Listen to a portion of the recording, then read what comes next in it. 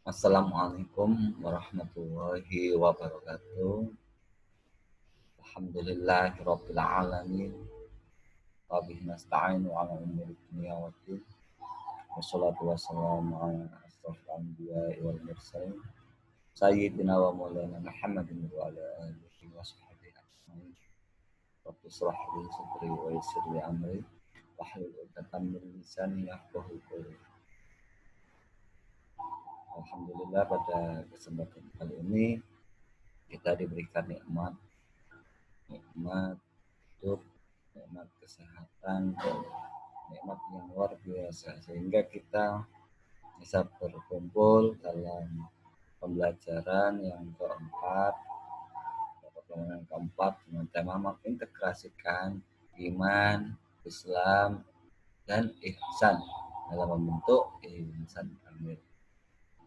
Salawat serta salam semoga tetap tercurahkan kepada Nabi besar Muhammad Shallallahu Alaihi Wasallam yang telah merubah zaman ini dari zaman kegelapan menuju jalan yang diridhai oleh Allah. Siswaku, Stikes Dr. Sutomo, jurusan rekam medik yang saya sangat sayangi. Mudah-mudahan kalian semua dalam keadaan sehat walafiat. Pada kesempatan kali ini, mari kita membahas tentang integrasi iman, Islam, dan ihsan dalam membentuk insan kamil.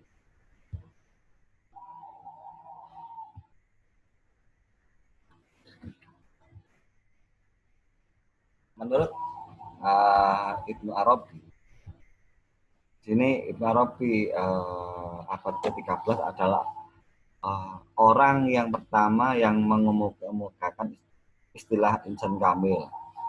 Kemudian Syekh Fadullah menyebutkan insan kamil adalah proses tanazul terakhir menuju Tuhan. Maksudnya bagaimana? Menurut pandangan Ibnu Arabi, untuk dapat kembali kepada Tuhan, maka seseorang haruslah mencapai martabat insan kamil.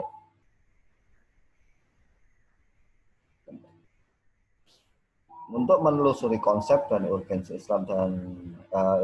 Islam iman, ihsan dalam membentuk insan kamil, Rasulullah Shallallahu Alaihi Wasallam yang diriwayatkan oleh HR Muslim, Rasulullah Umar radhiyallahu anhu berkisah bahwa pada suatu ketika saat dia duduk bersama Rasulullah Shallallahu Alaihi Wasallam, tiba-tiba datang seorang laki-laki berpakaian sangat putih, rambut hitam legam, tidak tampak padanya kelelahan bekas perjalanan. Dan di antara para sahabat tidak ada yang pernah mengenalnya. Laki-laki itu kemudian duduk di hadapan Rasulullah Shallallahu Alaihi Wasallam, lalu menyudurkan lututnya pada lutut Nabi, serta meletakkan tangannya di atas paha Nabi Shallallahu Alaihi Wasallam. Kemudian laki-laki berkata, "Hai Muhammad, beritahukan kepadaku tentang Islam." Maka Rasulullah Shallallahu Alaihi Wasallam berkata, Islam adalah engkau bersaksi bahwa sesungguhnya tidak ada ilah kecuali Allah dan sesungguhnya Muhammad itu utusan Allah. Engkau mendirikan sholat, engkau mendirikan zakat atau menunaikan zakat, engkau berpuasa pada bulan Ramadan dan berhaji ke Baitullah jika engkau mampu. Lalu laki-laki itu berkata, engkau benar. Umar dan orang-orang yang berada di sekitarnya heran.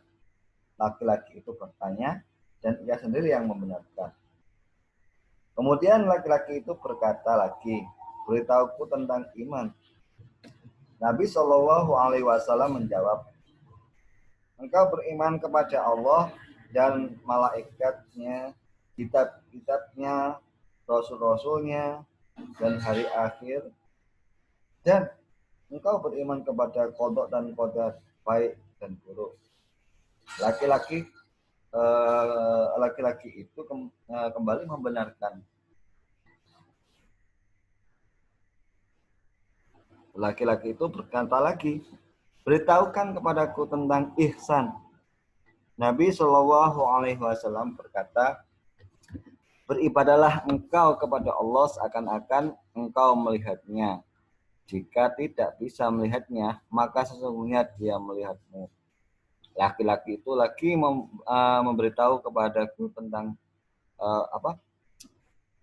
Laki-laki itu berkata, beritahu kepadaku tentang kiamat. Nabi Shallallahu Alaihi Wasallam menjawab, orang yang bertanya lebih mengetahui daripadaku atau daripada yang ditanya.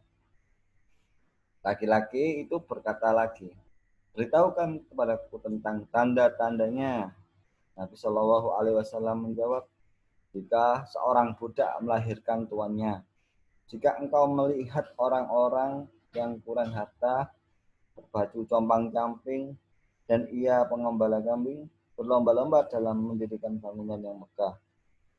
Laki-laki itu pun pergi. Beberapa saat setelah itu, Nabi Shallallahu Alaihi Wasallam berkata kepada Umar radhiyallahu anhu, wahai Umar, tahukah engkau siapakah laki-laki yang bertanya tadi? Umar menjawab, Allah dan Rasulnya lebih mengetahui. Nabi kemudian berkata, dia adalah malaikat Jibril yang datang untuk mengajarkan kepadamu tentang agamamu. Menurut Ibnu Arabi, ada dua tingkatan manusia dalam mengimani Tuhan. Pertama, tingkat insan kamil. Mereka mengimani Tuhan dengan cara penyaksian. Artinya, mereka menyaksikan Tuhan. Mereka menyembah Tuhan yang disaksikannya. Kedua, manusia beragama pada umumnya. Mereka mengimani Tuhan dengan cara pendefinisian atau mendefinisi. Artinya, mereka tidak meyakini Tuhan, tetapi mereka mendefinisikan Tuhan. Mereka mendefinisikan Tuhan berdasarkan sifat-sifat dan nama-nama Asmaul Husna.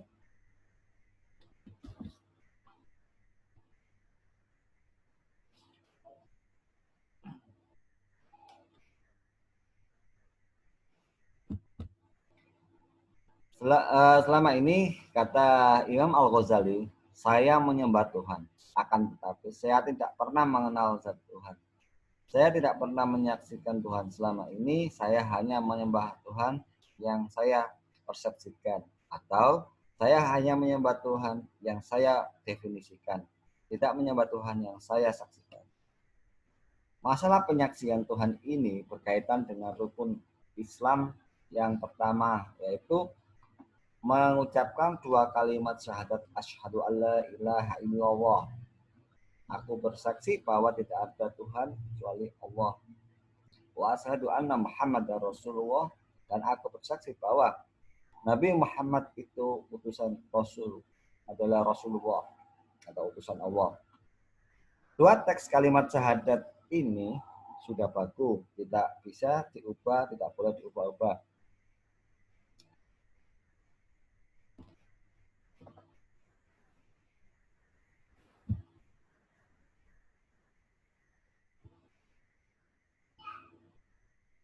Nah, kemudian Abdul Karim Al-Jili membagi insan kamil atas tiga tingkatan. Yang pertama, tingkat permulaan al-bidiyah. Di sini pada tingkatan ini insan kamil mulai dapat merealisasikan asma dan sifat-sifat ilahi pada dirinya. Yang kedua, tingkat menengah atau atawasyuh. Pada tingkat ini, insan kamil sebagai orbit kehalusan sifat tingkatan ini, kehalusan sifat kemanusiaan yang terkait dengan realitas kasih Tuhan atau al-hakiki ar-rahmaniyah. Pengetahuan yang dimiliki oleh insan kamil pada tingkatan ini telah meningkat dari pengetahuan biasa karena sebagian dari hal-hal yang gaib telah dibuka oleh Allah. kepadanya. Tingkat terakhir adalah al-hatim al-hitam, atau pada tingkatan ini insan kamil telah dapat merealisasikan fitrah Allah atau Tuhan secara utuh. Ia pun telah dapat mengetahui rincian dari rahasia penciptaan takdir. Jadi ada tiga. Yang pertama al-bidayah, yang kedua at-tawasuh, yang ketiga al-hitman. Al-hitman ini yang tingkatan yang tertinggi menurut Abdul Karim Al-Jilali.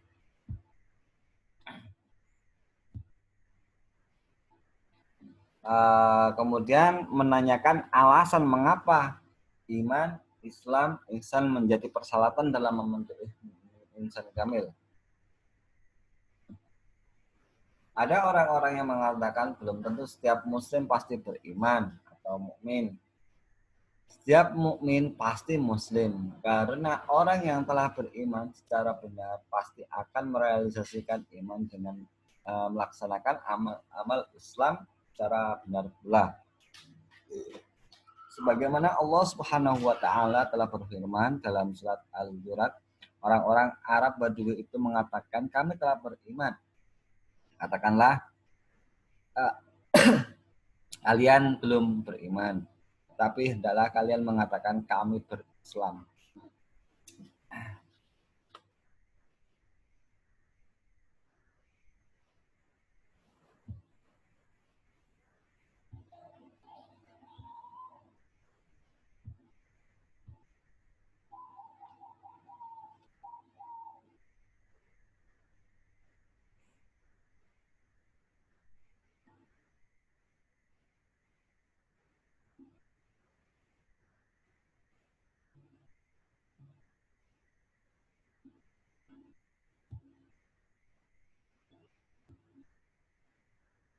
Next.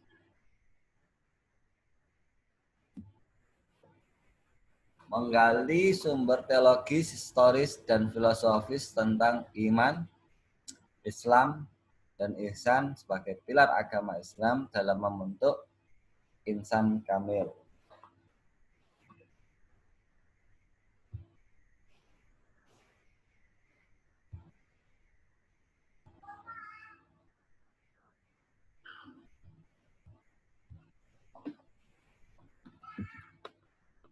Berdasarkan hadis yang diriwayatkan oleh Umar bin Khattab radhiyallahu an,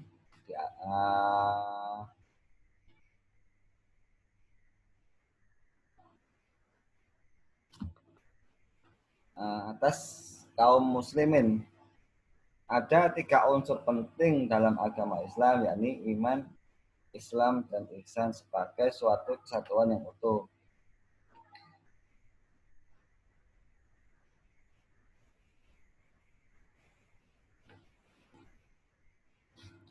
Kemudian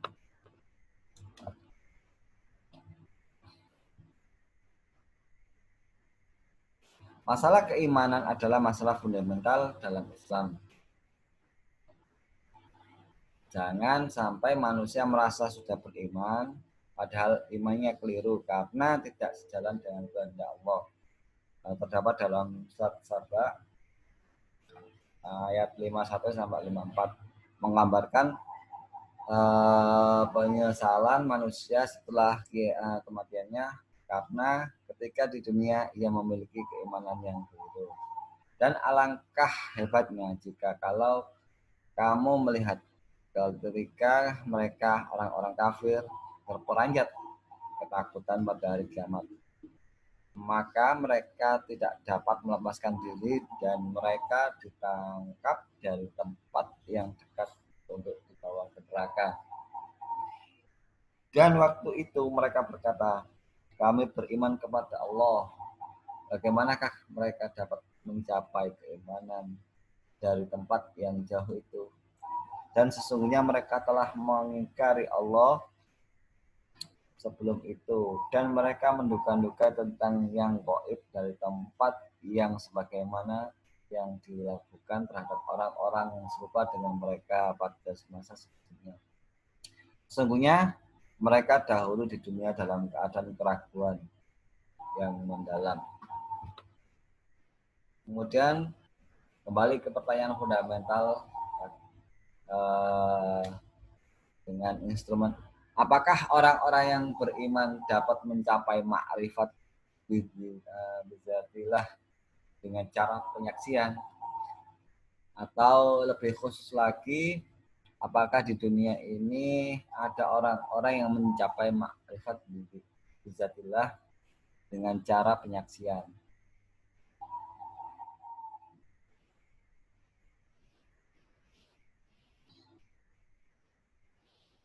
Mari kita baca Al-Quran. Ternyata dalam Al-Quran, zatullah atau zatnya Allah itu maha ghaib, al-ghaib. Namun ada makhluk yang dipercaya untuk mengenali diri Allah yang ghaib, yakni Rasulullah Shallallahu Alaihi Wasallam.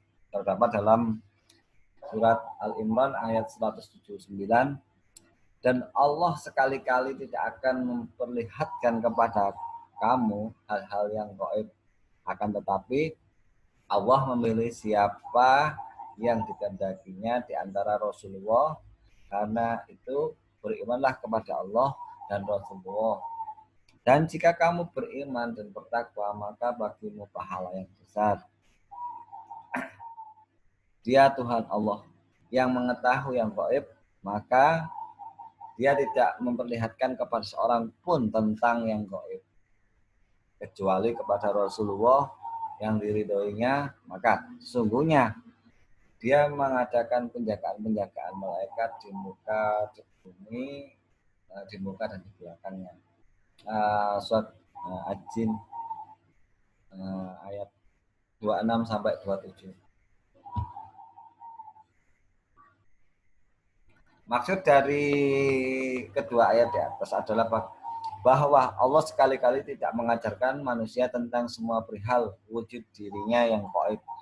Akan tetapi Allah memilih para rasulnya yang dikehendakinya untuk menyampaikan wujud Allah. Perlu diketahui bahwa hal itu dilakukan Allah karena dia sama sekali tidak pernah menampakkan dirinya di muka bumi. Supaya keimanan kita mencapai ma'rifat billah, maka satu-satunya cara menurut Al-Quran adalah bertanya kepada ahli zikir bagaimana firman-Nya, was'alu alladzi zikri in kuntum la ta'lamun. Jadi dari surat An-Nahl ayat ke-43 dan Al-Anbiya ayat ke-7.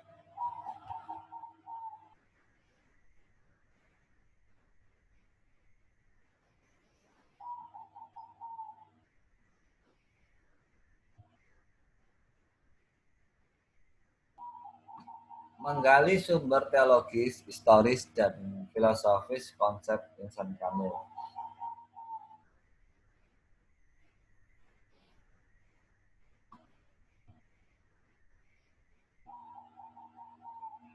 Konsep manusia dalam Al-Quran ada 3 term yang bisa diterjemahkan sebagai manusia dalam Al-Quran, yakni Al-Basar, Al-Insan, dan An-Nas. Dalam banyak tulisan, basar disebut-sebut sebagai dimensi jasmaniah, Al-Insan dimensi psikologis atau ruhani, dan An-Nas dimensi sosiologis atau kemasyarakatan. Kalau kita kaji secara seksama, ketika term itu tidak bisa diartikan secara tekstual, tetapi harus diperuntukkan dengan konteks keberagamaan.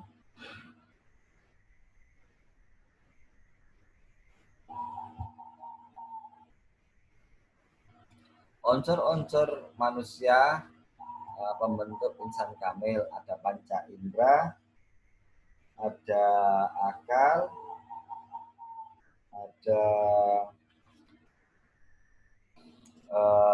nur ilahi.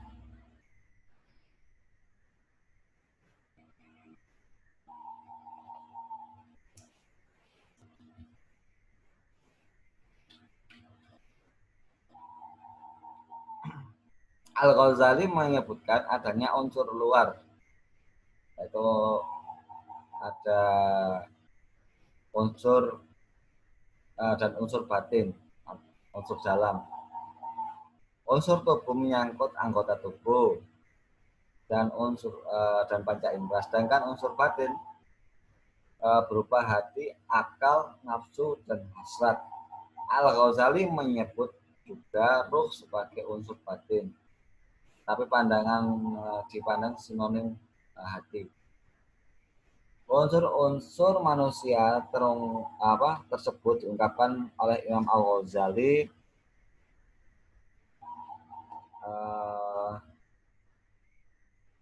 ada panca indera memiliki dalam penjelasannya memiliki keterbatasan dan tidak bisa mencapai pengetahuan yang benar setelah dinilai oleh akal. Panca indera menyaksikan tongkat yang lurus terlihat bengkok ketika dimasukkan ke dalam kolam. Padahal menurut penilaian akal, tongkat itu benar-benar lurus dan tidak bengkok. Matahari terlihat kecil, hanya sebesar bola voli. Padahal menurut perhitungan akal, justru jauh lebih besar dibandingkan bumi yang dihuni manusia, bintang-bintang. Ada lagi bintang-bintang terlihat lebih kecil dibandingkan matahari. Hanya sebesar bola pingpong atau bola kelereng. Padahal menurut perhitungan akal, bintang-bintang itu sangat besar dan jauh melebihi matahari.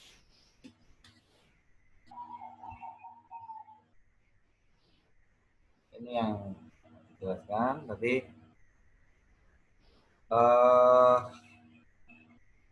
memang panca indera memiliki keterbatasan dibandingkan dengan akal.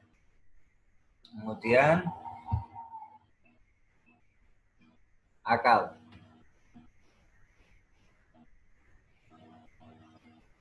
Dengan metode ini, dengan cara yang sama, setelah orang-orang menilai tingkat kebenaran akal, orang-orang seharusnya menggunakan cara yang sama dengan cara yang digunakan oleh akal ketika menilai kekeliruan panca indera. Ketika dalam mimpi serasa peristiwa benar-benar terjadi, tapi ketika terbangun sadarlah bahwa itu hanya kebenaran dalam mimpi yang disalahkan oleh pemikiran ketika sedang terjaga. Oleh karena itu perlu instrumen yang ketiga, yaitu super intelektual.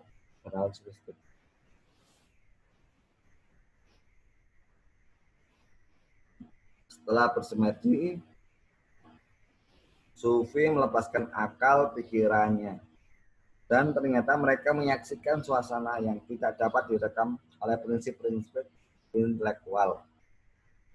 Itulah yang disebutkan Imam Al-Ghazali dalam sabda Nabi, manusia itu dalam keadaan tidur. Dan apabila telah mati, terjagalah dia. Surat Qaf ayat 52.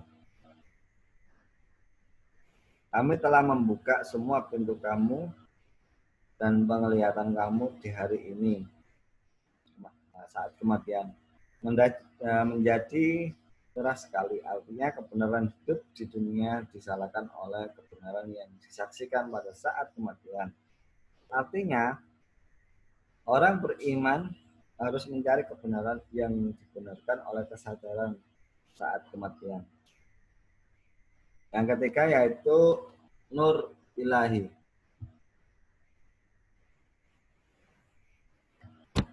Ketika Al-Ghazali sembuh dari sakitnya, setelah lama merenungkan dan mencari guru untuk mendapatkan jawaban, siapakah Tuhan yang disembah itu? Ia menuturkan kesembuhannya dari sakit karena adanya nur ilahi yang menembus dirinya. Kemudian Al-Ghazali mengungkapkan pandangan tentang nur ilahi sebagai berikut.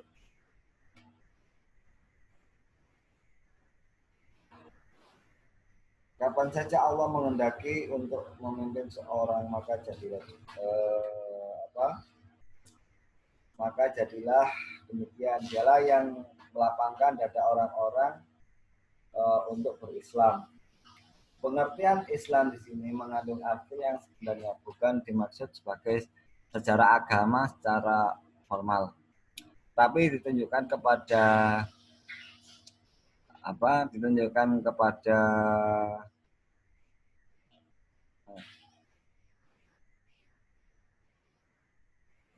ikatan pribadi yang mendalam seseorang kepada Allah. Bila ia dapat merasa dekat dengan Tuhannya, ketika Nabi Muhammad ditanya tentang arti dari syar, melapangkan. Di dalam ayat tersebut, beliau bersabda, itu merupakan nur yang ditanam Allah dalam hati manusia.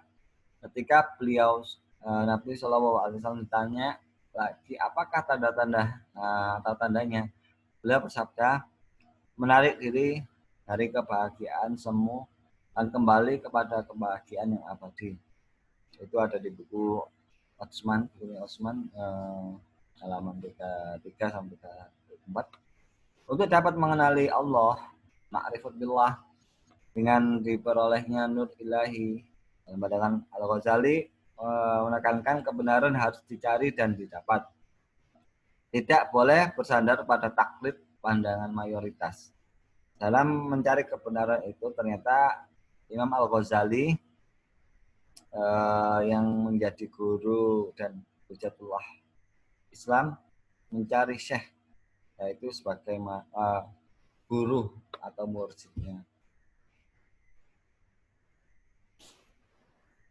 Ada unsur ilmu dan objek kajian. Kalau unsur Islam, kemudian yang berkaitan dengan ilmunya berhubungan dengan syariat, yaitu rukun Islam, objek kajiannya. Iman berkaitan dengan akidah, objek kajiannya yaitu 6 rukun iman. Sedangkan ihsan adalah akhlak. Bagusnya, dari objek kajian adalah bagusnya akhlak sebagai buah dari keimanan dan peribadatan.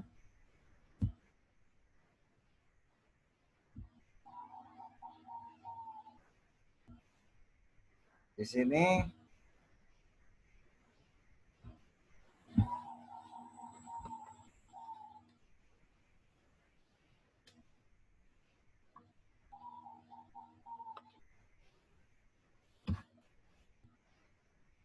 karakteristik insan kamil. Insan kamil bukanlah manusia pada umumnya.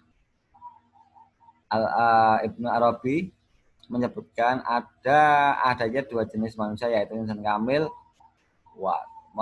monster bertubuh manusia, yang maksudnya jika tidak menjadi insan kamil maka manusia akan menjadi monster bertubuh manusia. Ada 4 unsur yang dapat dijelaskan atau diuraikan dalam insan kamil. Jasad. Yang pertama, jasad. Apa itu jasad?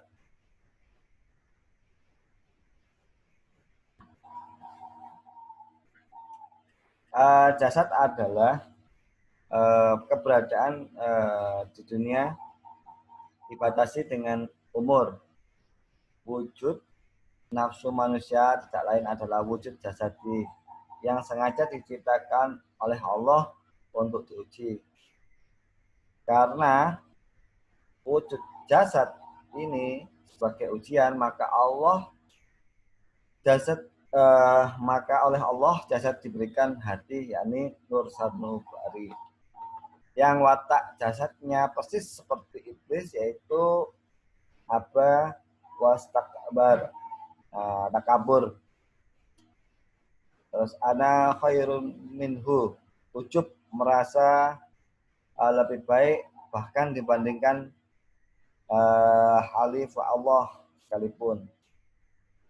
Kewajiban jasad adalah menjalankan syariat, yakni menjalankan ibadah badan dan ibadah harta seperti sholat wajib, puasa Ramadan, membayar zakat, menunaikan ibadah ke haji ke Baitullah bagi yang mampu, dan peduli memajukan lingkungannya. Yang kedua yaitu hati nurani dan sanubari. Hati nurani letaknya tepat di tengah-tengah dada, tandanya deg-degan. Disebut juga hati jantung. Hati nurani dijadikan Allah dari cahaya, wataknya seperti para malaikat yang rela sujud, patuh dan tunduk kepada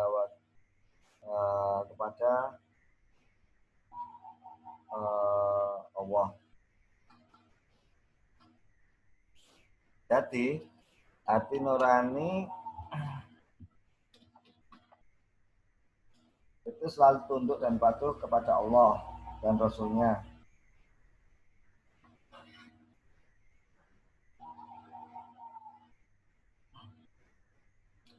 Kemudian ruh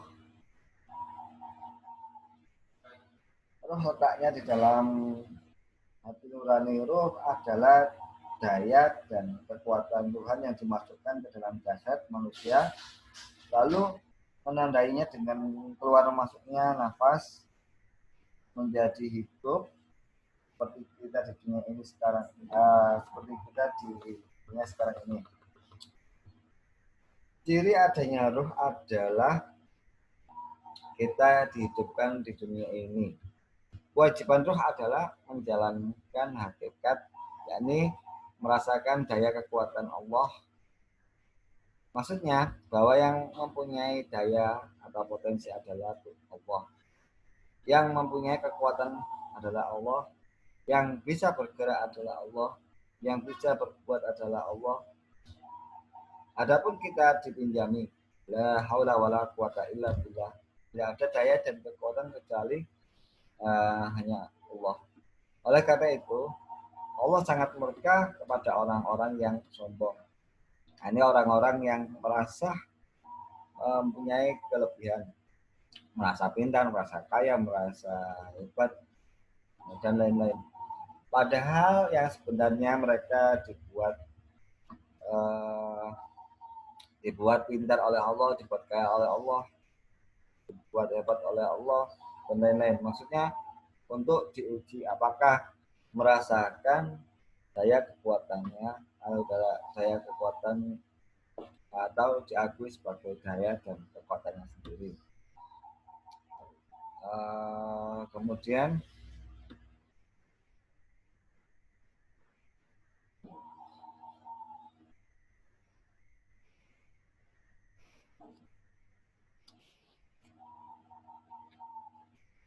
padahal di sini bukan raga, akan tetapi rasa. Yang keempat itu adalah rasa, bukan raga. Itu yang sering disebut dengan syir. Syir adalah dari diri manusia. Bukti adanya rasa adalah kita dapat merasakan berbagai hal dan segala macam, kayak semacam rasa asin, pahit, getir, tidak enak, sakit, sehat, senang, susah. Itu syir. Kewajiban syir adalah mencapai ma'rifat billah, yakni merasakan kehadiran Allah, bahwa ternyata Allah itu dekat sekali dengan kita semua, bahkan lebih dekat dibandingkan urat nadi di leher, atau lebih dekat dibandingkan dengan jarak antara hitam dan putih mata kita. Tentu bagi orang-orang yang sudah mencapai ma'rifat billah, akal bukanlah unsur utama atau unsur manusia, melainkan pembantu utama hati. Ibaratkan Perdana Menteri sebagai pembantu utama raja. Hal itu diungkapkan oleh Imam Al-Ghazali eh,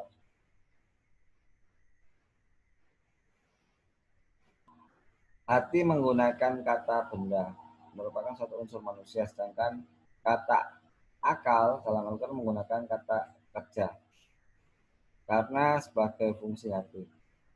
Jika kata sang raja baik, maka ia akan memerintahkan Perdana Menteri untuk menjalankan kebaikan dan kebaikan bagi rakyat yang di negerinya.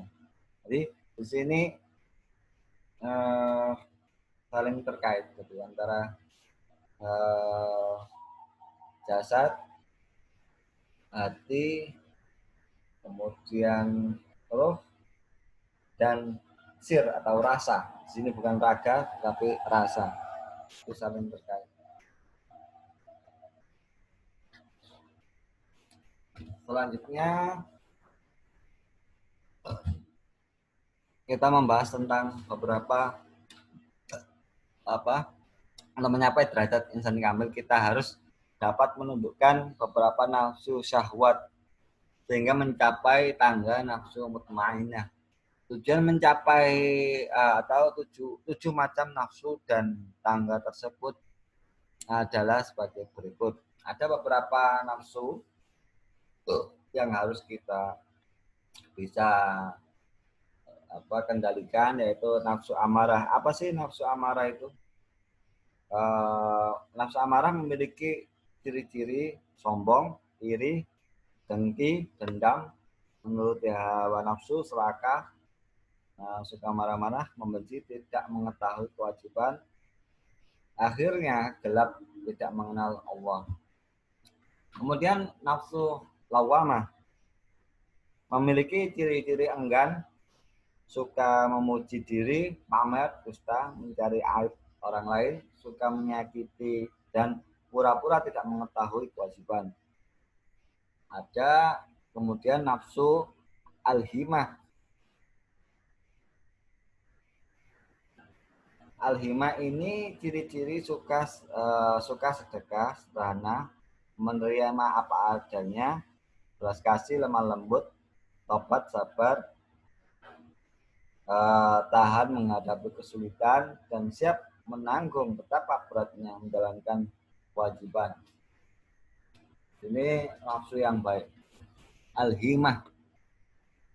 Jadi ada dua nafsu yang tadi, nafsu amarah sama lawamah ini bagaimana kita bisa mengendalikannya. Kalau kita bisa mengendalikan kedua nafsu ini, maka tidak akan merusak beberapa nafsu yang ada di bawah ini. Kemudian nafsu al-mutmainnah.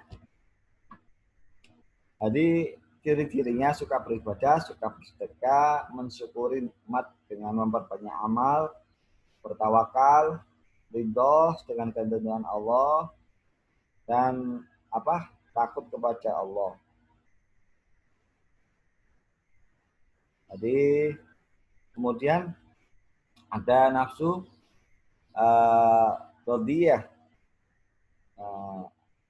Ciri-cirinya adalah pribadi yang mulia, zuhud, ikhlas, warok, riyadhah, dan menempati janji.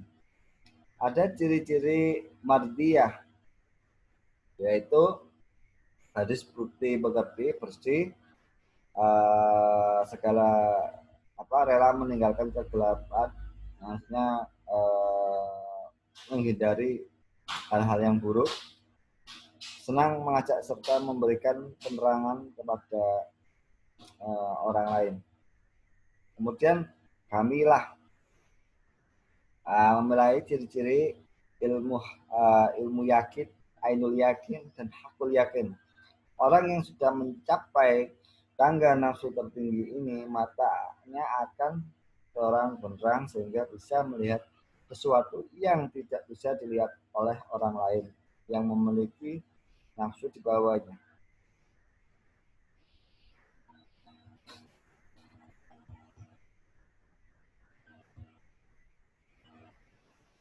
Metode mencapai insan kamil dalam perspektif tasawuf, jalan untuk membentuk insan kamil haruslah mengikuti jalan yang ditempuh oleh kaum sufi yang lurus, bukan kaum sufi yang menyimpang. Syarat pertama harus beriman secara benar dan berniat memproses diri menuju martabat insan kamil. Kemudian untuk mengokohkan keimanan, maka keimanan kita harus mencapai tingkat yakin, tidak sekedar percaya terhadap iman, terhadap rukun iman. Iman kepada Allah, iman kepada malaikat Allah, iman kepada kitabnya, iman kepada Rasulullah, iman kepada hari akhir, dan iman kepada qada dan qadar. Untuk dapat beribadah secara sungguh-sungguh dan benar, ikhlas, sehingga maka segala ibadah kita yang kita lakukan harus benar-benar terdiri dari rukun Islam, yang terdiri dari mengucapkan 2 kalimat syahadat, mendirikan sholat, membayar zakat, berpuasa ketika bulan Ramadan, menunaikan ibadah haji ke Baitullah.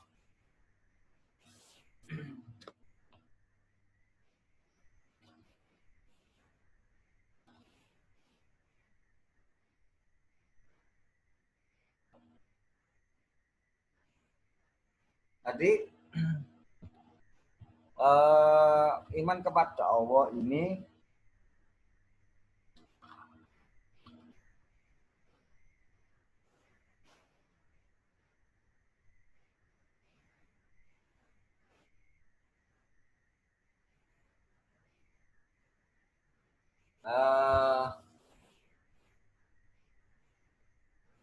keimanan yang mencapai tingkat yakin, ma'rifatun wa sodikun, atau ma'rifat yang mengenal Allah secara yakin, ma'rifat billah.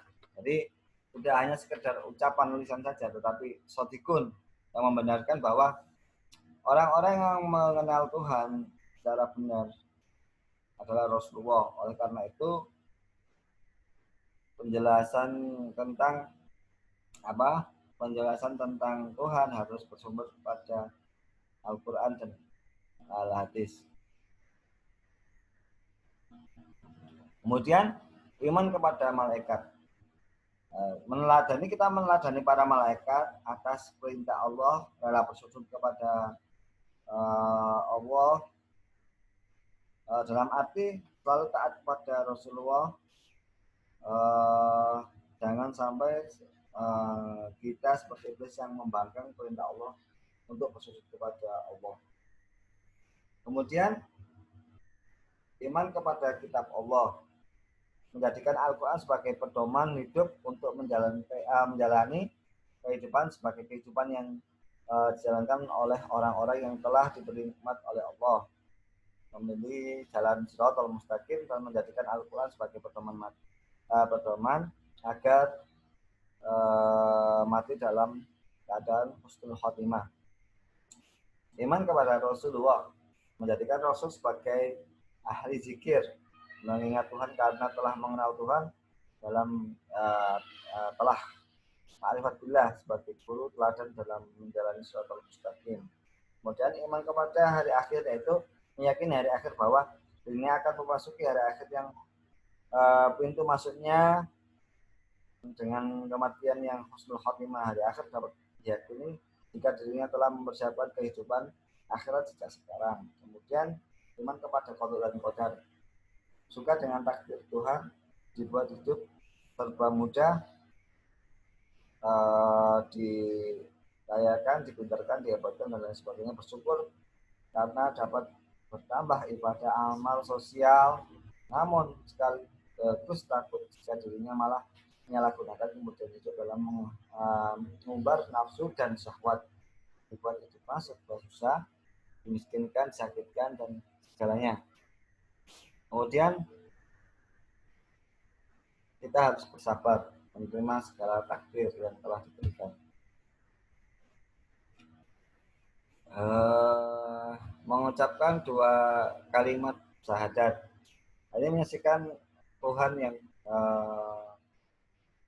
meyakini Allah sehingga mencapai ma'rifat billah, kemudian menyaksikan Nabi sebagai Rasulullah dengan jalan berguru dan meneladani sifat-sifatnya. Mendirikan sholat dengan khusyuk, mengingat Allah dan menjaga kondisi sholat walau di luar sholat dengan selalu mengingat Allah. Sholat daim, sehingga sholatnya mencapai dampak, yaitu dapat mencegah perbuatan keji dan mungkar.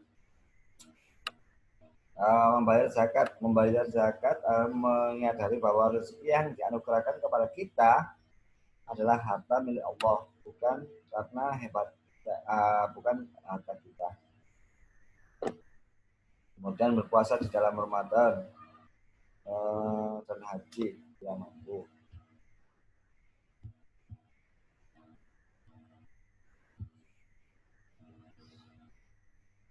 Untuk dapat menaiki tangga yang demikian, maka seorang harus yang berkehendak mencapai martabat insan kamil diharuskan melakukan dialog, berlatih terus-menerus menapaki makom demi makom yang bisa ditempuh oleh kaum sufi dalam perjalanan menuju Tuhan. Makom-makom yang dimaksud lebih merupakan karakter-karakter inti. Dimulai dengan menanamkan karakter intinya yaitu taubat. Kemudian makom kedua yaitu makom ketiga dan seterusnya.